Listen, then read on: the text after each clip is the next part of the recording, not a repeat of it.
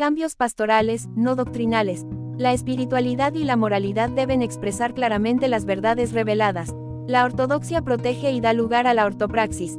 Por lo tanto, la dirección opuesta también es significativa. Cambiar la práctica a una que no esté en consonancia con los dogmas o que sea independiente de ellos pierde su carácter católico.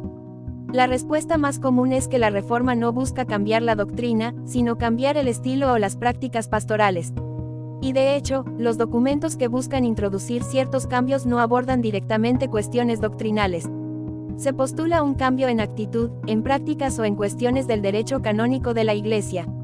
Pero ¿realmente puede la práctica en la Iglesia mantener tanta autonomía?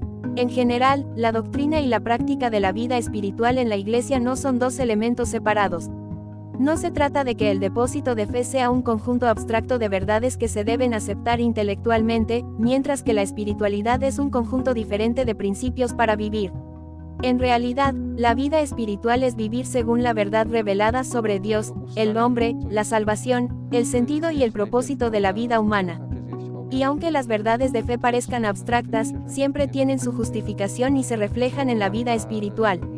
La división entre doctrina y moralidad o espiritualidad es más metodológica que otra cosa. La espiritualidad y la moralidad deben expresar claramente las verdades reveladas. La ortodoxia protege y da lugar a la ortopraxis. Por lo tanto, la dirección opuesta también es significativa.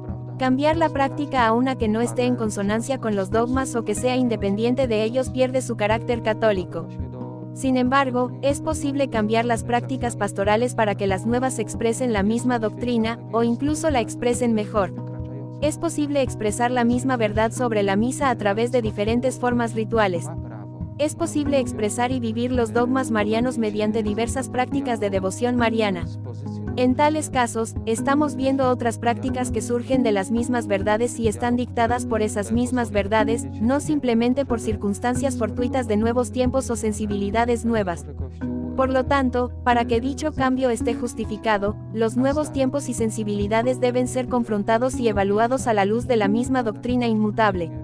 Intentemos entonces analizar algunos cambios pastorales, tanto aquellos introducidos de manera arbitraria por los pastores, a los que el magisterio responde adecuadamente, como aquellos que han sido propuestos por el propio magisterio en las últimas semanas. Uno de esos cambios, o más bien un conjunto de cambios pastorales, son diversos experimentos litúrgicos que responden a la nueva sensibilidad de las personas contemporáneas. En diversas comunidades, por ejemplo, los pastores introducen instrumentos musicales que la Iglesia prohíbe claramente usar en la liturgia. Algunas partes de la misa son improvisadas. El estilo mismo de la celebración cambia para valorar más la apertura del celebrante hacia la comunidad participante. A largo plazo, estas modificaciones nos permiten notar claramente que están provocando un cambio en la comprensión misma de la naturaleza de la misa. Cada vez más, los católicos parecen creer que el objetivo principal de la misa es construir comunidad, o que la misa es, en el mejor de los casos, un lugar para un encuentro excepcional con Cristo Señor. Y, por supuesto, tales objetivos o frutos de la misa también están presentes en ella. Sin embargo, no son de primera importancia. Sin embargo, el cambio de forma puede en algunos casos eclipsar el carácter sacrificial de la misa. Otro ejemplo de cambios pastorales podría ser el excesivo énfasis en cuestiones relacionadas con la caridad, lo que hace que el Evangelio se vea como un sistema único que enseña cómo ser buenas personas. No es casualidad que cada vez se hagan más frecuentes preguntas del tipo, ¿por qué debería creer si soy una buena persona? Tampoco es casualidad que cada vez más sacerdotes tengan problemas para responder a tales preguntas. Reducir la misión de la Iglesia a la caridad tergiversa su misión sobrenatural. La fe no es una herramienta para perfeccionar la moralidad, sino el comienzo de la salvación. Después de todo, en la Iglesia se trata principalmente de la reconciliación del hombre con Dios, no solo una reconciliación moral, sino existencial, para la cual sirve precisamente la vida sacramental. Por eso, además de la palabra, los sacramentos ocupan un lugar central en la Iglesia. ¿Y qué hay de los cambios propuestos por el magisterio actual? Uno de los cambios más controvertidos es la propuesta de permitir la comunión a personas que viven en uniones no sacramentales. Sobre por qué esto es una premisa errónea, he escrito en otro lugar. Sin embargo, veamos si tal cambio puede ocurrir sin cambios en la doctrina. Para que sea posible otorgar la comunión a personas que viven en uniones no sacramentales, donde mantienen una vida sexual activa, se requiere cambiar al menos una de las verdades reveladas. Este postulado oculta, entonces, ya sea 1. Un cambio en la doctrina sobre el pecado grave, ya que la Iglesia enseña que el Santísimo Sacramento es el último sacramento de iniciación cristiana.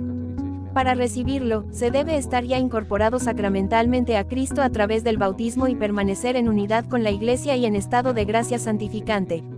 Este postulado cambia la enseñanza sobre el pecado grave, como si ya no fuera un obstáculo para recibir la comunión. O ha cambiado la enseñanza de que siempre el acto sexual fuera del sacramento del matrimonio es un pecado grave. Sin embargo, es posible que haya cambiado. 2. La doctrina sobre el sacramento del matrimonio. El matrimonio sacramental es el único tipo de unión que incorpora a dos personas en una unidad que refleja a Cristo y a la Iglesia, por lo que en otras uniones también se pueden disfrutar los frutos de esta unidad superior que es la Eucaristía. O el matrimonio se ha convertido en algo divisible y dependiente de las condiciones humanas y de vida. Pero quizás haya cambiado. 3. La doctrina de la Eucaristía. Entonces, la Eucaristía no realmente presenta a Cristo, a Dios y al hombre, de modo que se pueda recibir mientras se permanece en pecado. O ya no es el último sacramento de iniciación, sino más bien un preludio para entrar en el camino de esa unión. Las afirmaciones cada vez más frecuentes de que la Eucaristía no es una recompensa para los perfectos, sino una medicina para los enfermos, sugieren precisamente este cambio. Y, por supuesto, la Eucaristía no es una recompensa para los perfectos. Sin embargo, es el regalo más maravilloso para los conversos. Sin embargo, estrictamente hablando, no es un remedio para el pecado, sino un remedio para la pecaminosidad. Una persona en estado de gracia todavía lucha con la debilidad que inclina al pecado.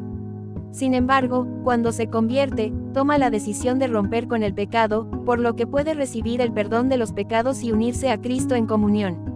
La unión con Cristo en el sacramento otorga la gracia para mantener esa decisión, resistiendo al pecado. Por lo tanto, la comunión no puede ocurrir antes del perdón y la reconciliación, supuestamente para ayudar a tomar la decisión de convertirse. Los oponentes, por supuesto, dirán que uno no puede convertirse antes de encontrarse con Cristo. Pero la comunión es una unión, no solo un encuentro. No puede haber primero una unión y luego la reconciliación. Entonces, si se nos asegura que este cambio es simplemente un cambio en la disciplina, motivado por una mayor sensibilidad que permite ver situaciones verdaderamente complicadas de personas que viven en tales uniones, ¿cómo se puede conciliar esta práctica con las verdades mencionadas anteriormente enseñadas por la Iglesia? Si bien profundizar en la sensibilidad y reconocer los dramas humanos es válido, debería conducir al liderazgo pastoral hacia la superación real de los obstáculos en el camino hacia la unión con Cristo. Y un obstáculo es, después de todo, persistir en el pecado. Entonces, realmente estamos tratando solo con cambios pastorales. Jan P. Strumilowski, OSIST, publicado originalmente en Opoka.